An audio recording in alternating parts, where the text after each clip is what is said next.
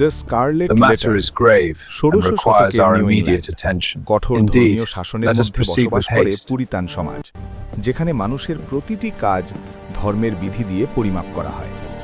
এই সমাজেই একদিন ভিড়ে ভরা কোর্টইয়ার্ডে দাঁড়িয়ে আছেন এক তরুণী নারী, হেস্টার প্রেন। তার কোলে একটি শিশু, তার বুকে লাল রঙের সেলাই করা একটি অক্ষর এ, যার অর্থ অ্যাডাল্ট্রেস, ব্যভিচারিণী। মানুষের কৌতূহলী চোখ, ঘৃণা আর বিচার যেন তাকে বিদ্ধ করছে।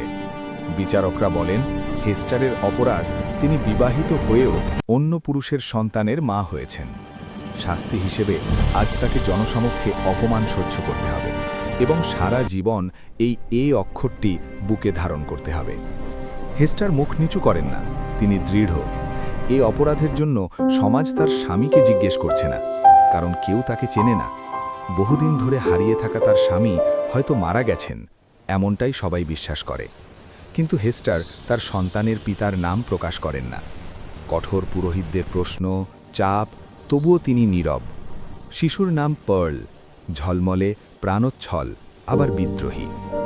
শহরের প্রান্তে একটি ছোট ঘরে হেস্টার ও পার্লের জীবন শুরু হয়। সমাজ তাদের এড়িয়ে চলে। হেস্টার সেলাই করে জীবিকা উপার্জন করেন। তার কাজ এত নিখুঁত যে ধনীরা পর্যন্ত গোপনে তার শাড়ি, কাপড়, শিশুর পোশাক তৈরির আদেশ দেয়। কিন্তু সম্মান কেউ দেয় না। চারিদিকে ফিসফাস, ওই সেই নারী, ওই তার পাপের সন্তান। শিশু মনে জিজ্ঞাসা জন্মায়, এই অক্ষরের অর্থ কী? হেস্টারের মনে কষ্ট, লজ্জা, কিন্তু মেয়ে তার একমাত্র আলো। সারা পৃথিবী তাকে ফিরিয়ে দিলেও পার্ল তাকে আঁকড়ে থাকে। টাউনের সম্মানিত পুরোহিত আর্থার ডিমসডেল, শান্ত, কোমল স্বভাবের মানুষ। মানুষ মনে করে তিনি যেন ঈশ্বরের বার্তাবাহক, কিন্তু তার হৃদয়ে এক গোপন জ্বালা, অদৃশ্য এক পাপের চিহ্ন। তিনি হেস্টারের সাথে গোপনে প্রেম করেছিলেন। পার্লের জন্মদাতা তিনি। সমাজের ভয়ে তিনি সত্য প্রকাশ করতে পারেননি। অপরাধবোধ তাকে প্রতিদিন যন্ত্রণা দেয়। তিনি অসুস্থ, ভিতরে ভিতরে ভেঙে পড়ছেন।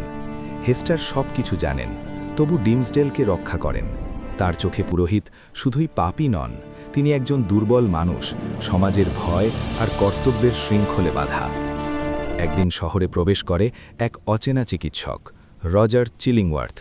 লোকে জানে না তিনি আসলে হেস্টারের স্বামী। দূর দেশে আটক হয়ে তিনি ফিরে এসেছেন। আদালতের ভিড়ে তিনি দেখতে পান হেস্টারকে লাল অক্ষর নিয়ে দাঁড়িয়ে। বুকে কষ্ট, রাগ, কিন্তু মুখে নীরবতা। তিনি নিজের পরিচয় গোপন রাখেন, একটি প্রতিজ্ঞা করেন, হেস্টারকে শাস্তি দিক সমাজ, কিন্তু আমি খুঁজে বের করব সেই মানুষটিকে যে আমার সম্মান কেড়ে নিয়েছে।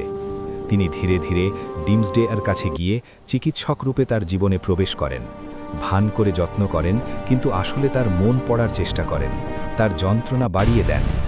ডিমসডেল প্রতিদিন কষ্টে কাঁপেন, অপরাধবোধে ঘুম আসে না, হৃদয়ের ভিতরে অদৃশ্য আগুন জ্বলতে থাকে।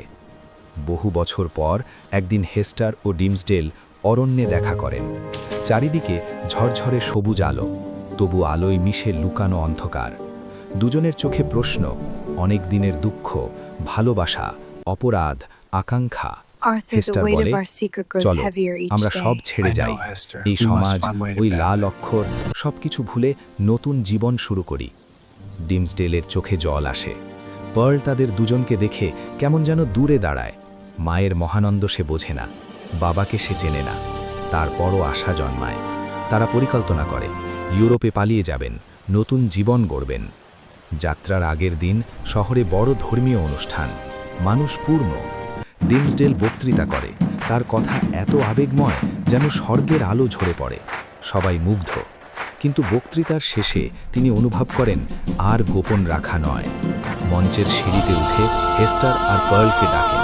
তিনি ভিড়ের সামনে বলে ওঠেন, এই নারী একা নয়, আমিও পাপী, সেই শিশুর পিতা আমি। মানুষ স্তব্ধ, যেন বজ্রপাত। ডিমসডেল বুকির পোশাক সরান, সেখানে জলজলে দাগ, একটি লাল এ, যে চিহ্ন তিনি নিজ বুকে যন্ত্রণায় বহুদিন ধরে খোদাই করে রেখেছিলেন।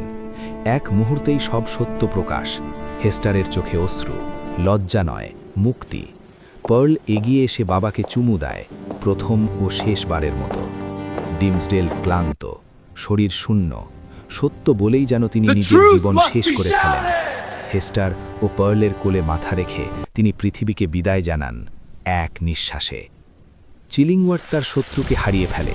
ডিমসডেলের মৃত্যুর পর সে যেন প্রাণহীন হয়ে পড়ে। কিছুদিন পর সেও মারা যায় এবং সমস্ত সম্পত্তি পার্লের নামে রেখে যায়।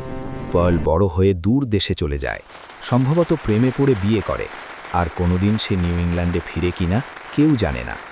হেস্টার সেই শহরে ফিরে আসে বহু বছর পর।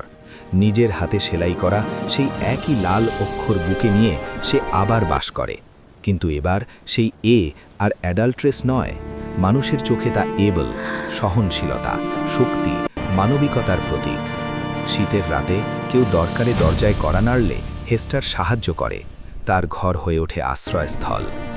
অবশেষে মৃত্যুর পর তাকে সমাহিত করা হয় ডিমসডেলের পাশে। একই সমাধিতে লেখা থাকে শুধু একটি চিহ্ন, on a field sable, the letter A gules, অর্থাৎ কালো পাথরের ওপর এক লাল অক্ষর এ। গল্পের সারমর্ম: এটি শুধু এক নারীর লজ্জা নয়, বরং প্রেম, পাপ, ক্ষমা ও মানবিকতার গল্প। I was সমাজ hoping we কঠোর could হলেও talk. মানুষের হৃদয় Maybe পারে get some বদলাতে। advice. এই অক্ষরটি যেখানে অপমানের প্রতীক ছিল, শেষে তা হয়ে ওঠে শক্তি, সহনশীলতা ও আত্মপরিচয়ের চিহ্ন।